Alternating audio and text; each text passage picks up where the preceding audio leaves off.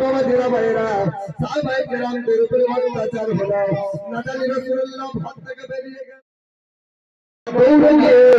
মারবে বলে তলোয়ার উঠিয়েছে কি বলে দাঁড়াও এখন মেরো না কে আছে দেখা যাক মুহাম্মদ আছে কিনা ভালো করে ওই চাদরটা তুলে থাকে আল্লাহ নবী নাই হুকুম শুয়ে আছে হযরত আলী এ আলী তোমার জীবনটা তো নিয়ে নিয়েছিলাম আলী রে মুহাম্মদ কোথায় গেল হযরত আলী রাদিয়াল্লাহু তাআলা বলেছিলেন এইখানে একটু আগে মুহাম্মদ ছিল কোথায় গেল আমি দেখতে পেলাম না মুহাম্মদ কোরআন তেলাওয়াত করছিল কোথায় গেল আমি যা বলতে পারবো না সবাই ওইখান থেকে দৌড়ে গিয়ে দেখে আরে মুহাম্মদ নাই ওই রাস্তা বালি রাস্তা আপনার রাস্তা দিয়ে যায় মুহাম্মাদের পা আবু বকরের পা তারা চিনতো ওই রাস্তা দিয়ে আগে গিয়ে ওই আপনার কিনারায় বিরায় ওই পাহাড় পর্যন্ত গিয়েছিল আরে আল্লাহ পাক কৌশলে তাদের নিরাশ করে ফিরিয়ে দিয়েছিল বলে বলা যাবে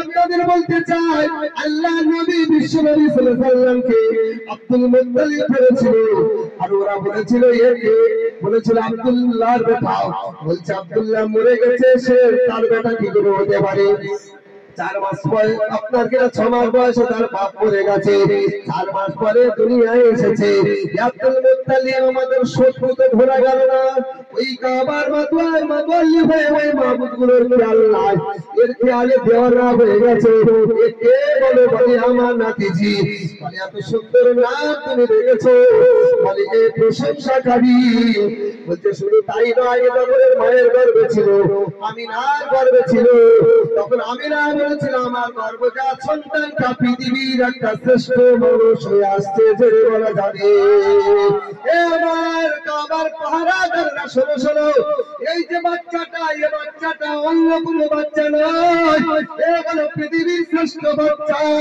আমার এই ছোট বাচ্চার মায়ের নাম হলো আমিনা এই আমিনা স্বপ্ন দেখেছিল ওর গর্ভে যে বাচ্চাটা আছে ওই বাচ্চাটা আখিরি জামানার সমস্ত নবীদের সেরা নবী হয়ে দুনিয়াদারি করবে যদি বলা যাবে নারে তাকবীর আরেকটু জোরে হবে না নারে তাকবীর নারে তাকবীর ও মুসলমান বাবাজিরা ভাইরা মুরব্বিয়ানেরা মা বোনেরা খুব খেয়াল করে শোনো তাহলে কি হলো আল্লাহ পাকের নবী বিশ্ব নবী সাল্লাল্লাহু আলাইহি ওয়াসাল্লাম নবী হয়ে এসেছে ওই নবীর মা কেমন ছিল আমার আপনার মা কেমন হলো নবী পাকের মায়ের গর্ভজাত সন্তানটা বিশ্বের শ্রেষ্ঠ নবী হলো আর আমার আপনার মায়ের সন্তানটা মানুষের উপর জুলুমকারী হলো মানুষের উপর অত্যাচারী হলো মানুষের উপর অন্যায় বিচারক হলো আল্লাহ নবী বলেছেন ইমামুল আদিলুর ন্যায়পরায়ণ বাদশা ন্যায় বিচারক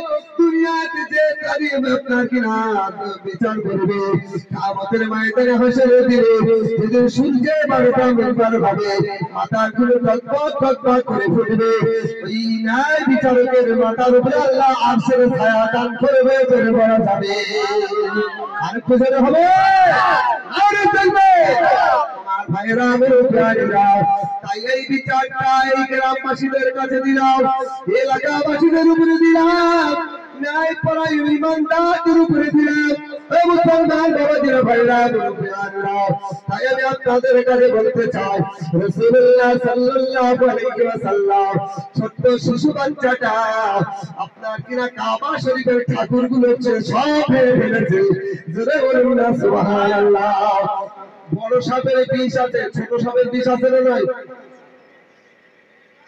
বিচের বিষ আছে না নাই আরে বিচ তো দূরের কথা কালো বলতা লাল বলতা দুটো আছে না হেমরু এই লাল বলতা একটু বেশি কামড়ালে সহ্য করা যায় কিন্তু কালো বলতা যদি অল্প কামড়ায় সহ্য করা যায় না আমাদের ওখানে একটা বাচ্চা ছেলে খেলা করছিল ইটের ফাঁকে কালো বলতা বাস করছিল ইটে ঘা পড়ে এমন ভাবে কামড়ে দিল সঙ্গে সঙ্গে বাচ্চাটা ডাক্তারখানা নিয়ে যেতে চাইলে মরে গেল কি গো তাহলে কি হলো ছোট হলেও তার বিষ আছে বলো রাসূলুল্লাহ সাল্লাল্লাহু আলাইহি ওয়াসাল্লাম এসেছেন পৃথিবীর শ্রেষ্ঠ নবী হয়ে যে নবী না আসলে দুনিয়ায় কিছু সৃষ্টি হবে না যে নবীর জন্য আল্লাহ পাক সর্বকিছু সৃষ্টি করেছেন আল্লাহ পাক সমস্ত খারাপিগুলো দূর করেছেন, বর্বরতা দূর করেছেন, জাহিলিয়াতি দূর করেছেন, হিংসা, দুর্দশা, অহংকার সব দূর করেছেন।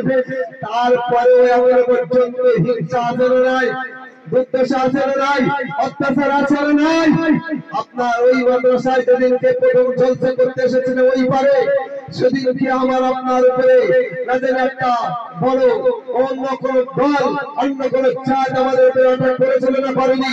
আমার এলাকার মানুষেরা তারা গিয়ে দাঁড়ালে না জানি আমাদের মাননীয় সম্মানিত এমএলএ সাহেব যদি সেদিনকে না দাঁড়াতো মনে হয় একটা কিছু হয়ে যেত। সম্প্রীতি বজায় রেখে সেদিন থেকে মাহফিল শুরু করে আজ পর্যন্ত চলছে, আল্লাহ চাইলে কিয়ামত পর্যন্ত চলবে। যোগ্য মানুষ দ্বারা দূর করে দিয়ে ন্যায় মানুষ দ্বারা ইনশাআল্লাহ বলেন, মন খুলে বলেন ইনশাআল্লাহ। ওই তো শহীদুল ভাই ভালো জানে সেদিনকে রূপটা আজকের এলাকার মানুষ কি সেগুলো খেয়াল করে না? আমি তো চলে গিয়েছিলাম, তারপরে আমি চলে যাচ্ছিলাম গত বছরের আগের বছরে, আমাকে যেতে দেওয়া হয়নি, তারা আমার ন্যায় বিচার করেনি। আল্লাহর কাছে বিচার রেখে দিলাম, এই বিচারটা যেন আল্লাহ করে দেখায়। আমাকে কেন যেতে দেওয়া হয়নি? এই অত্যাচার করার জন্য, হ্যাঁ এই জুলুমটা করানোর জন্য ষড়যন্ত্র ছিল কি? এটা আল্লাহ ভালো জানেন। আল্লাহ সহ্য যেমন না করেন, আল্লাহ যদি সহ্য করেন, আমি সহ্য করতে আমার কোনো দ্বিধা নাই, কষ্ট নাই। আমি বুক পেতে দিয়েছি, জীবন পেতে দেবো, কোনো অসুবিধা নাই। তবে আমার ভাইরা, ন্যায় আর অন্যায় বিচার যদি উঠে যায়, আল্লাহ পাকের তরফ থেকে গজব আসবে আসবে আসবে। আজকের মুসলমান মারপিট করছে না, করে না। অন্যান্য জাতি, হিন্দু ধর্মে অন্যান্য ধর্মের মানুষেরা তারা সবে এক, আর মুসলমান আজকের এক নাই। যার জন্য তো আজকের আমাদের এক এক করে সব সম্পদগুলো দখল করছে। অকপ সম্পত্তিটা আমাদের কেন্দ্রীয় সরকার, ওই বিজেপি সরকার, এই নাচের এতিম সন্তান, ওদের কিছু নেই, এই জাতির কিছু নেই, তাই মুসলমানদের জায়গা নিয়ে ওরা বাস করছে, আবার করবে বলে লেগেছে। এদের লজ্জা শরম আছে?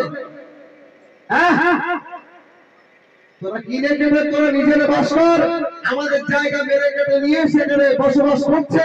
কলকাতা কোনো ওয়াকফ সম্পত্তি তারা নিয়ে বর্তমানে বাস করছে, ভোগ করছে, আমাদের সেখানে দেয় না।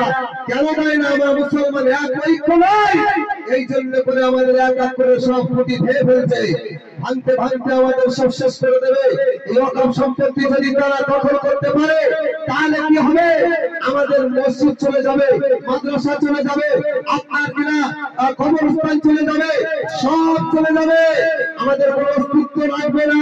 তাই সাবধান হয়ে যান, সতর্ক হয়ে যান, একতা ঐক্য হয়ে যান, অন্যায় থেকে দূরে থাকুন, অন্যায়ের প্রতিবাদ করুন। আল্লাহ ন্যায় পরায়ণ বাদশার জন্য আশ্রয় ছায়া রেখেছে। যদি না করেন, আল্লাহ সেদিন যেন দেখিয়ে দেয়, আল্লাহ যেন সুবিচারটা সেদিন করে দেয়। আল্লাহ পাক আমাদের সর্ববিচারের মধ্যে আল্লাহ পাক ঈমান আমল মজবুত করে দেন। সকলে বলুন আমিন। মন খুলে বলে যাই আল্লাহু আমিন। নারে তাকবীর, আর কোথায় হবে নারে তাকবীর, আর কোথায় হবে নারে তাকবীর। হিজবুল্লাহ সিলসিলা হক মুজাহিদের সামান, সিলসিলা হক ফুরফুরাশ শের, জনাব হযরত মাওলানা রিজাউল করিম সাহেব, জনাব হযরত মাওলানা রিজাউল করিম সাহেব। নারে তাকবীর। আলহামদুলিল্লাহ বলেন। আমার কথা রাগ করলেন? আমার ওয়াজে কারো কষ্ট হলো নাকি? বলেও কি বলবেন? হ্যাঁ, কানে কুছ পালা হয়, কুছ কুছ होता है। হ্যাঁ, মা কুছ কুছ देता है, घर में जाता है। এখন ওখানে আমার লড়াই করতে হবে। হ্যাঁ, মসজিদে